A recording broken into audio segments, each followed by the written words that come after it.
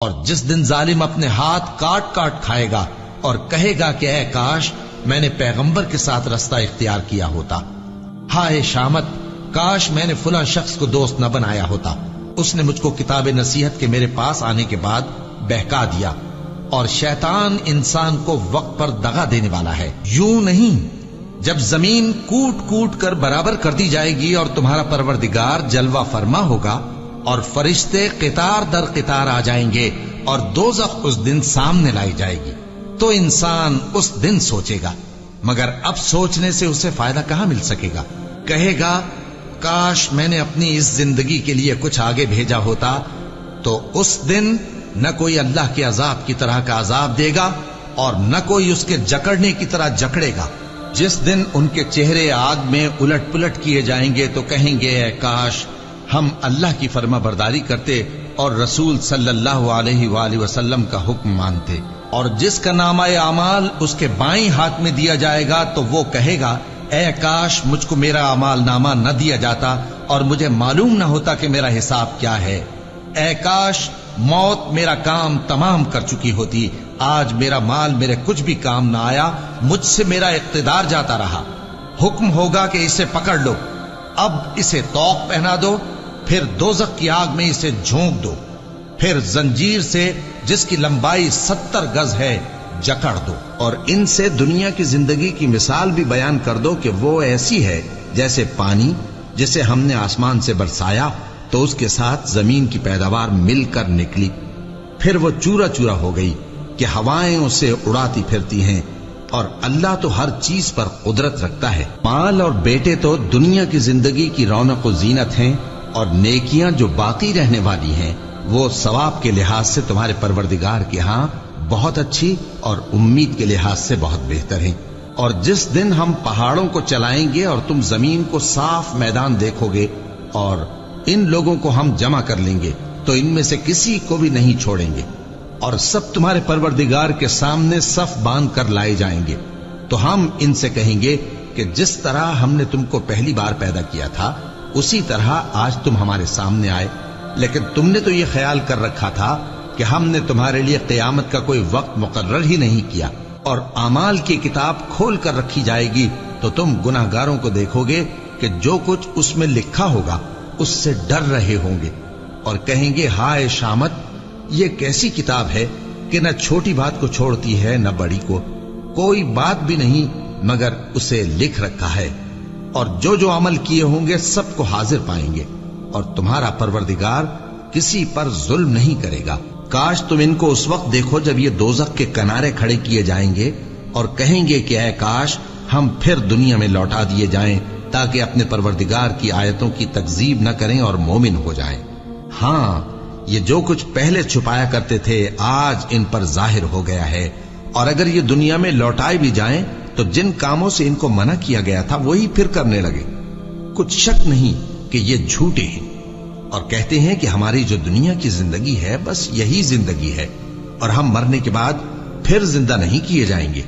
اور کاش تم ان کو اس وقت دیکھو جب یہ اپنے پروردگار کے سامنے کھڑے کیے جائیں گے، وہ فرمائے گا کیا یہ دوبارہ زندہ ہونا برحق نہیں؟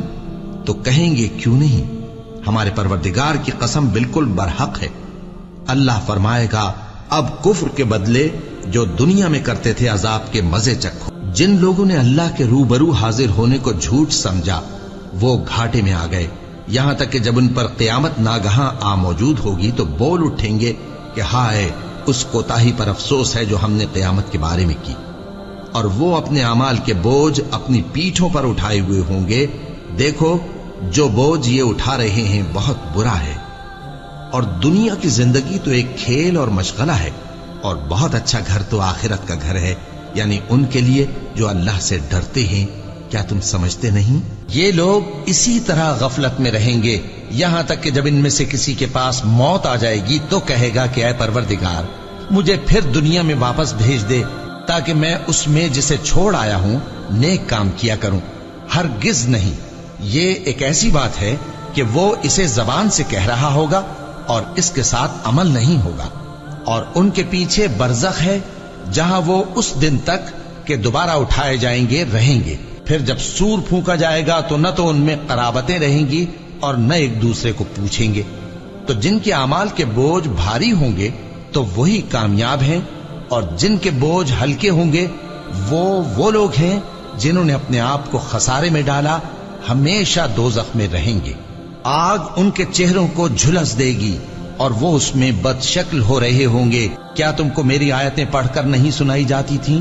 پھر تم تو ان کو جھٹلائے ہی جاتے تھے۔ وہ کہیں گے اے ہمارے پروردگار، ہم پر ہماری کمبختی غالب آ گئی اور ہم رستے سے بھٹک گئے۔ اے پروردگار، ہم کو اس میں سے نکال دے، اگر ہم پھر ایسے کام کریں تو ظالم ہوں گے۔ فرمائے گا کہ اسی میں ذلت کے ساتھ پڑے رہو اور مجھ سے بات نہ کرو۔ میرے بندوں میں ایک گروہ تھا جو دعا کیا کرتا تھا کہ اے ہمارے پروردگار، ہم ایمان لائے تو تو ہم کو بخش دے اور ہم پر رحم فرما، اور تو سب سے بہتر رحم کرنے والا ہے۔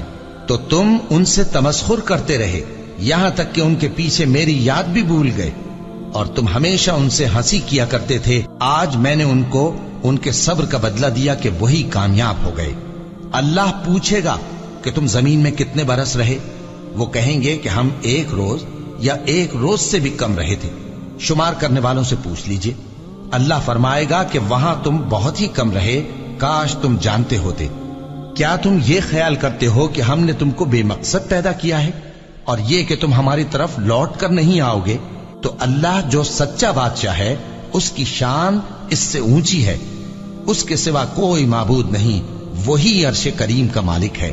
اے پیغمبر، میری طرف سے لوگوں کو کہہ دو کہ اے میرے بندو، جنہوں نے اپنی جانوں پر زیادتی کی ہے، اللہ کی رحمت سے نا امید نہ ہونا۔ اللہ تو سب گناہوں کو بخش دیتا ہے، بے شک وہی تو ہے بڑا بخشنے والا، بڑا مہربان۔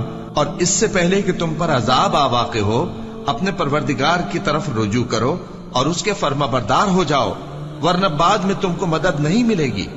اور اس سے پہلے کہ تم پر ناگہاں عذاب آ جائے اور تم کو خبر بھی نہ ہو، اس نہایت اچھی کتاب کی جو تمہارے پروردگار کی طرف سے تمہاری جانب نازل ہوئی ہے پیروی کرو۔ ایسا نہ ہو کہ اس وقت کوئی شخص کہنے لگے کہ ہائے اس کوتاہی پر افسوس ہے جو میں نے اللہ کا حق ماننے میں کی، اور میں تو ہنسی ہی کرتا رہا، یا یہ کہنے لگے کہ اگر اللہ مجھ کو ہدایت دیتا تو میں بھی پرہیزگاروں میں ہوتا، یا جب عذاب دیکھ لے تو کہنے لگے کہ اگر مجھے پھر ایک دفعہ دنیا میں جانا ہو تو میں نیکوکاروں میں ہو جاؤں۔ ارشاد ہوگا کیوں نہیں، میری آیتیں تیرے پاس پہنچ گئی تھی مگر تو نے ان کو جھٹلایا اور شیخی میں آ گیا اور تو کافر بن گیا۔ اور اے مخاطب، جن لوگوں نے اللہ پر جھوٹ بولا، تم قیامت کے دن دیکھو گے کہ ان کے چہرے سیاہ ہو رہے ہوں گے۔ کیا تکبر کرنے والوں کا ٹھکانہ دوزخ میں نہیں ہے؟ اور جو پرہیزگار ہیں ان کی کامیابی کے سبب اللہ ان کو نجات دے گا، نہ تو ان کو کوئی تکلیف پہنچے گی اور نہ وہ غمناک ہوں گے۔ اللہ ہی ہر چیز کا پیدا کرنے والا ہے اور وہی ہر چیز کا نگراں ہے۔ اسی کے پاس آسمانوں اور زمین کی کنجیاں ہیں، اور جنہوں نے اللہ کی آیتوں سے کفر کیا وہی نقصان اٹھانے والے ہیں۔